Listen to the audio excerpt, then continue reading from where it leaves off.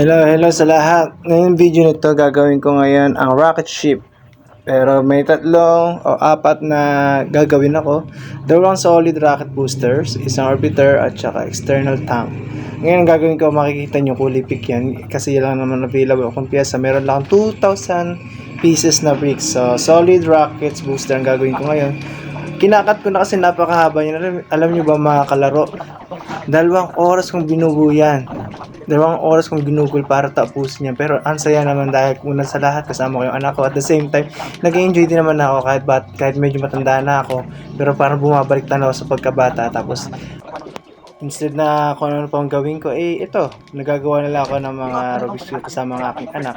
Gumagawa kami ng mga kahit anong mga bagay. Ngayon, ang gagawin ko ngayon ay rocket ship. Itong booster na to, or tinatawag na solid booster, maraming uh, tawag dyan. Pero itong nasa part ko ngayon ay nasa motor mount na yan. Yan ang ginagawa ko kulay green ay motor mount na yan. Yan yung paglabas ng uso ko yung apoy para lumipad yung rocket ship natin. Though hindi naman siya totoo, pero nakakapag-enjoy dito ay yung the way mong gawin. Nabibuild mo yung isang bagay na, pwede pala itong gawin. Kaya ako ito pinuputol-putol nga, sabi ko nga si dalawang oras to mga kaibigan, mga kalaro. Ang paggagawa nito, mahirap pero andun yung creativity mo na ma-develop. Ayan. So, enjoy lang kayo sa panonood. Maraming salamat po sa nakikinig dito. Ngayon, mag-subscribe po kayo sa aking channel. Kaya po 2,000 ng aking bricks ay dahil 2,000 lang po followers ko. Kaya sana pag ito nadagdagan pa ng 3,000, maging 3,000 bricks na. Please, mga kalaro, please subscribe. Don't forget to subscribe every time you're watching my videos kasi marami pa later on or sooner or hoping na before Christmas ay meron na akong 100 pieces of bricks. It means meron na akong 100,000 followers. And I hope you're enjoying my videos, okay? Yan yung aking anak, nakikisosyo siya. Alam mo, maganda sa batang ito, nag-develop yung kanyang pag-iisip na kalaro niya yung tatay niya, kalaro niya yung papa niya na nagaganto. Ayan, nakita niyo naman, pulbo. Hindi siya parte ng bricks, pero okay lang sa akin kasi nga, at least nakikita kong kaharap ko siya. At least nandito siya. Hindi ko saan pumupunta. Ito, nasa harapan ko siya, naglalaro lamang. Alam ko kung ano ginagawa niya, yung, kung may sinusubo ba o wala. Pero yung pulbo, paalala lang po sa mga nanay, huwag niyo pong hahayaan ng bata na yung pulbo ay may electric fan, tapos nahanginan yung pulbo, so pupunta sa kanilang ilong masama yan, okay? Paalala lang po sa mga magulang, huwag niyo pong hahayaan ng inyong mga anak maglalaro ng pulbo. Kung makikita nyo, ang aking solid rocket booster ay dalawa na kasi kinat ko na nga siya, siguro it takes 30 minutes bago ko magawa yung pangalawa. So ito naman yung another, pero ang tawag dito external tank. Yung external tank, yun yung parang tingin ko hindi ko naman expert din sa rocket ship na yun pero tingin ko itong external tank ay yan yung lalagyan ng gasolina or yung pudo para lumipad talaga. Kasi nga diba nasa punta siya sa outer space or lilipad talaga siya na napakataas. So ibig sabihin ay kailangan ng maraming gasolina.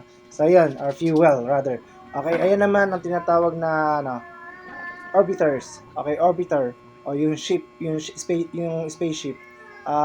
Ito, ang pattern dito mga kalaro ay kailangan mag-shape ka muna ng isang ship. So makikita mo parang pyramid siya. Then after mong ilagay siya, dapat balance. Kung ano yung nasa kabila, doon din yung parehas ng amount na nasa kabila para kung magdidikit-dikit na ay hindi magkakaroon ng mataas ba yung isa or sobra or kulang yung kabila. So ayan, ang ginagawa ko para magkaroon ako ng pattern dyan, nilalako muna siya ng isang single break, okay? Meron tayong single break, dual break at triple breaks, okay? So ayan, single break yung ginawa ko. Tapos yung gitna naman, dahil alam ko naman na matatabunan naman siya at hindi ko naman gagamitin yung kulay orange. Ang bagay sa ng kulay orange pag sa ship o sa rocket ship So mas maganda para hindi lang masayang kasi nga kulang nga yung aking bricks, nasa 2,000 lamang. Kaya ang ginawa ko, nasa kit na siya. Kaya ang tawag ko dyan ay palaman. Pinapalamanan ko lang yan para mayroon siyang cover. So ayan, pagkatapos ko lagyan siya, syempre pag iaangat mo yan, magkakahiwalay pa rin yan. So kailangan ko siyang ilak. Kailangan ko siyang pag-aralan parang ilak. So nilagyan ko siya ng kabila na kulay blue. It means na dyan nag-umpisa na yung pagdi-design ko. Yung pagdi-design ko ng kung ano ba magandang design sa rocket ship, kung magiging kaaya ba siyang tingnan. So ayan, as you can see, medyo nahihirapan ako kasi nga nahiwa-hiwalay siya. Tapos at the same time, thankful ako dahil yung brakes ko ay original naman yung nabili ko. At the same time, mamura yung cost niya. Nasa 300 lamang. Kaya mga kalaro, pwede kang bumili ng maraming ganito. Pwede mong bilhan ng mga anak mo yan, mga mare, mga pare. Bigyan mo ang anak mo ng ganyang laruan para talaga ma-develop yung kanilang pag-iisip, paggagawa naman kung ano-ano. Malay mo, later on, paglaki nila, di ba? Architect sila, engineer sila, hindi natin alam kung ano maging future nila. Pero ang kagandahan, nasa pudar mo, naalagaan mo, katabi mo, nakalalaro sa'yo kasi hindi babalik or kung ano man nilipas, hindi mo na maibabalik.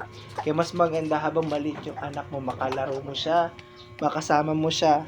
Kahit pagod ka man sa trabaho, ako pagod ako sa trabaho, kahit galing ako sa trabaho ngayon, ginawa ko talaga to. At least nakikita ng anak mo na dito si Papa, dito si Mama, makakalaro ko siya. Tapos yun, matidevelop yung relation nyo. Makikita nyo, ayan, yung anak ko nasa harapan. Hindi ko pinapakalman siya kung anong ganyan gawin niya.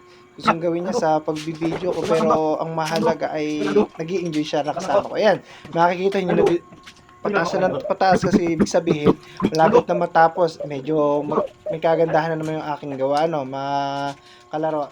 Makikita nyo, yan, kinocoveran ko, nasa sarduhan ko na yan. Yan, pinakat ko na siya at gawa na napakahaba talaga yung napakahabang proseso. Pero kung gusto nyo makita live talaga or yung buong details, meron pa ako isang video dyan na sa Sunbreak ay andun lahat, 2 hours ko talaga siyang ginawa. Ayun naman yung palong, kumbaga sa ano yung sa manok yung palong. Ayun yung... Yan na yung final na aking gawa. Napakaganda. Tapos, parang kumbaga sana hindi mo matutumbasan ng pagod mo. Okay? So, yan yung aking rocket ship. Ready to launch in 3, 2, 1. Don't forget to subscribe. Shh!